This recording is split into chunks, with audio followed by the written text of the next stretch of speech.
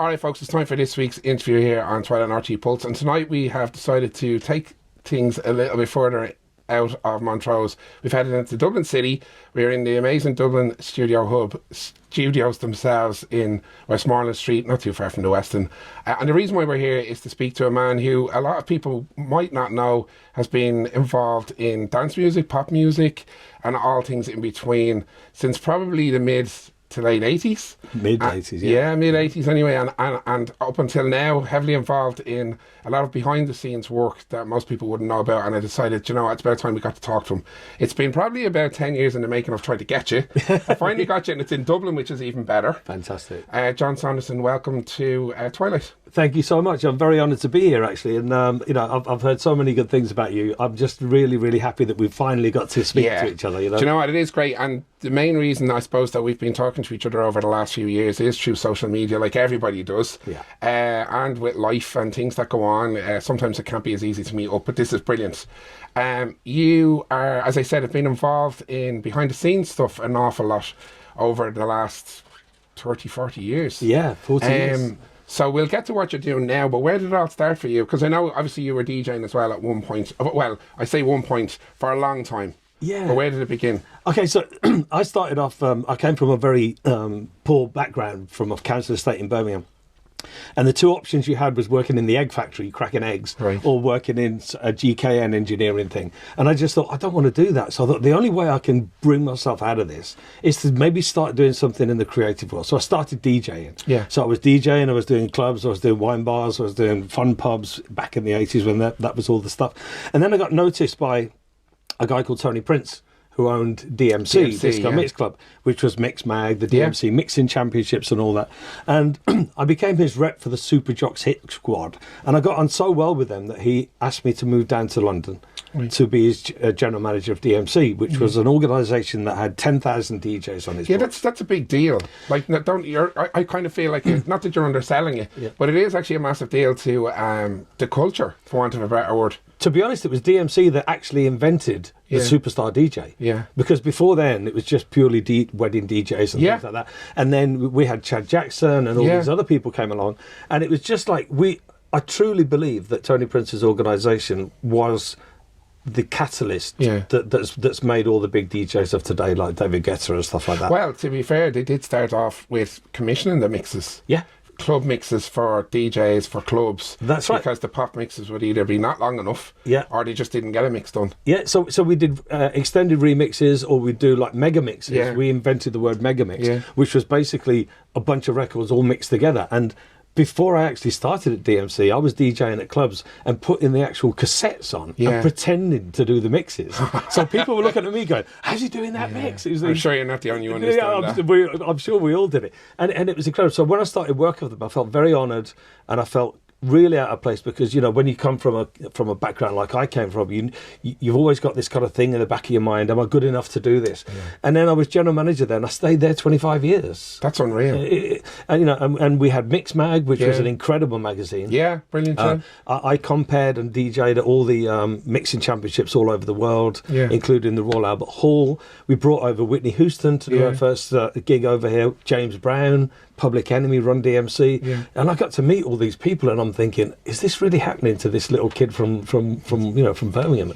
So I've been very blessed for sure. Yeah, but I suppose the great thing about that as well is, obviously you were saying Tony noticed you or plucked you, we'll say, in one way to come into DMC. The great thing about DMC, I would imagine, is that there's the network side of it as well in the background, which I have to say, you're very good at. I can see that from externally. But also, you managed to see the different cogs that go into the machine, we'll say, that is the dance music world, into the pop music world. So did that kind of inform your next move? 100%. I mean, one of the greatest things, and the reason that I'm as successful, I hate to say that, as I am at the moment, is that all the people that are now record label bosses and chairmen, they were all club promoting guys who came with us around the country to judge the mixing championships. Yeah. So I've got stories on each of them. So if ever I need to see any of them, I just say, look, do you want me to get the photos out? No, come on in. So I'm very blessed that all the people that were club promoters at the time are now chairmen, like Julian Palmer at Columbia and Nick Raphael at Capital. Yeah. So that little black book that I gained during that 25 years for DMC has been invaluable to me. Yeah, it must be. And 25 years, a long time, right? Clearly you're quite loyal. The move then from DMC, was it next into Notting Hill, and was it literally that, or did you do something in between? No, it was literally. I loved DMC, but to do mixes then was becoming a little bit less relevant because most DJs were doing their own mixes, so they didn't need our product anymore. Yeah, it was more overground then. Exactly. Yeah. So then I decided that I wanted a change, and I'd done a lot of work with Notting Hill Music, who were a huge publisher, and they offered me double money that I was on at Notting Hill. And it's not all about the money. No. I know that, but they offered me freedom to do what I wanted to do and sign what I wanted to sign. Yeah. So when I signed the deal with Robbie Williams, and then we did the Dizzy Rascal deal. It was a great jump for me. And I was there 16 very, very happy years, and we had a great time. And again, travelled the world to all the conferences like Miami and Ibiza and Amsterdam and all that stuff, and Cannes. And it was just a magical time for me. And I would have been there right now, actually, if I hadn't met these pesky Austereo people. Yeah, because that's obviously... Well, before we get on to that, you're still DJing through all that? I was DJing. I DJed from 1983 up until I got a health issue just 3 years ago. Yeah, and I DJed at all the big clubs. I DJed at the Hippodrome in Leicester Square for 12 years, 3 nights a week. Yeah. I did Limelight for 7 years in Shaftesbury Avenue. I did Camden Palace for 6 years. Yeah, back in the big clubs, all big, well-known clubs as well. Yeah, and I was very privileged as well because I got offered the what was it now? International DJ of the Year in 1989, which a lot of your listeners, I'm sure, probably weren't even born then. But it was a big accolade for me from a little kid from West Brom who then moved into this. So that was a real special time for me. Yeah, I'm not surprised. Great times. Yeah. Great music. You must have some stories. I know I said it to you before we went on air that there's definitely a book in you. Do you know what? There's a book in me, but I would get a lot of people into a lot of trouble, which I'm a little bit worried. Probably yourself more. But honestly, the stories I could tell. I mean, for example, I was the Wham DJ back in the 80s. Yeah, exactly. So I did all their shows at Wembley Arena for the tours as well. Yeah. So I loved that. Yeah, and I've got stories about George, which I certainly can't. Of course, and it wouldn't be right. It wouldn't be right. So yeah, I mean, I've just always been in the right place at the right time, and I'm a real big believer in fate. Yeah. And I don't think I've got any particular massive skills. It's just you're very personable. That's obviously going to help. I think you're right. I said it. And you've got all these managers going to colleges and universities to learn how to be a manager. That's all fine, but unless you've got that personality to be able to get you through that door, it's worthless. Yeah, no, I get you. So that brings us up to Austereo, which is about 3 years ago. 3 years, yeah. So to me, I was trying to think when I was driving in today, I was trying to think, how can I describe what I see? And then you can tell me what happens in the background, right? Yeah. So from what I can see, you're like a Commissioner Gordon kind of effect, right? Yeah. So you put up a bat signal, you say something's come in, it needs to be looked at. You get, I presume you have clients who are part of what you do, what Austereo is involved in the management side of it, and then you create hits. That's exactly very simple way of putting it. It's a very simple way, a very effective way. That's exactly what I do. I've got 18 clients now. One of my favourites, although I shouldn't really say it because he's in earshot. He's in earshot. Yeah. But Ryan, for example. Yeah, he's great. Okay, so let me give you an example about that. So I did a songwriting camp with Distiller, which is it's actually Dyson's son. Very good. So we did that with DIT. Ryan, Saul, and Tom Enzi were on the camp. So I managed to put them in with Sophie and the Giants. Excellent. She wrote a word on the. No, she co-wrote it with the guys. Yeah. And then Tom produced it all. We gave it to Purple Disco Machine to put his little magic on, and it then became the biggest selling record for and that blew up the whole of Europe. Yeah, it's massive. 200 million streams. Yeah. About 400,000 radio plays. Yeah. On the back of that, I got Ryan a really fantastic publishing deal. Excellent. I got Tom a really good publishing deal. Yeah. So I am a puppeteer. Yeah. That's what I do. I just put people together and hopefully it works. Yeah, but the good thing about it as well, from what I can see and from talking to people as well about you, right, in a nice way. That's a bit scary. Yeah, I know. But no, a lot of people do say that they like dealing with you. So obviously that's going back right, it's from 85, mid-80s up to now. So the personality side of you wins through. I know it's the first time we've met, but talking to you, it's quite easy. Yeah, but it feels like we've known each other for years, a long right? time. Yeah. And I truly believe this.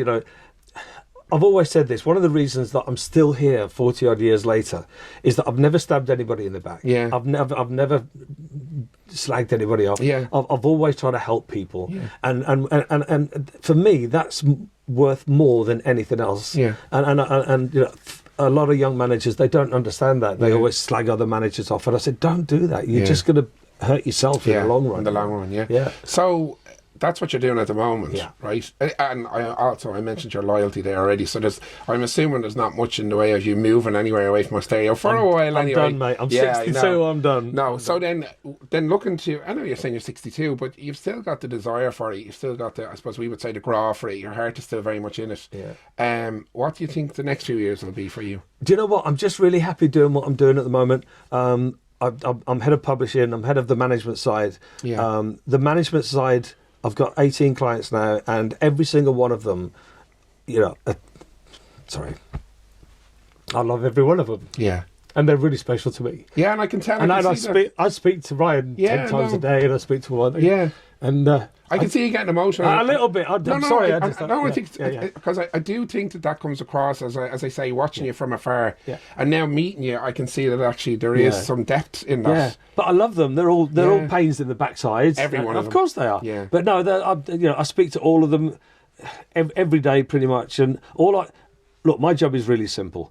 All I try and do is I take their dreams and I try and make them into realities. Yeah. And that's what I do. And I'd like to think that every single person that I've taken on for management, I think that's what I've done. I mean, Harrison, Tom Enzi, Abel Faces, Sam Welch, they're all in a much better position now than when I took them on. So I'm really proud of that. And it's great that they have you in their corner as well, because I do think that you not only take on their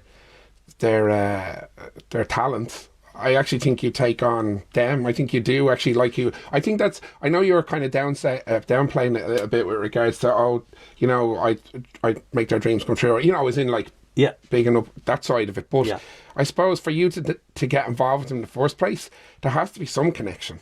And there has to be some, a personality from their side as well. Yeah. Absolutely, and whenever I take someone on, I don't care if you're the most successful artist in the world. If you're a dick, I'm not going to manage it. I'm not going to manage it. Yeah. And I really believe that. And Ryan will tell you, every single we got all these conferences together, and we go to Amsterdam and stuff, and we all go together, and we're like one big family. Yeah. And we all help each other out. And if someone needs a vocal, Ryan will do it. Yeah. If someone needs something mastering, Mark Maitland will do it for you. So it's just a big family, and I'm really proud of what we've created in 3 years. I think we're averaging about 3 to 5 releases a week. Wow. Now, for a one-man organisation, that's a lot. That's a lot to take on. Listen, it's been great to speak to you. I'm not surprised that you come across the way you do come across, because even reading what I see, what you post, social media, people who you work with, artists that you work with, people who are in the background, they've nothing but good things to say about you. Yeah. That's a long time built up. Indeed. Yeah, and it doesn't surprise me in the slightest that you're still here doing it. I know we were talking before we got to this, and you were saying, I don't know, it's, whatever age you are getting to, and when you look back over it. But I do think there's plenty more years to come. I also think you do need to write the book.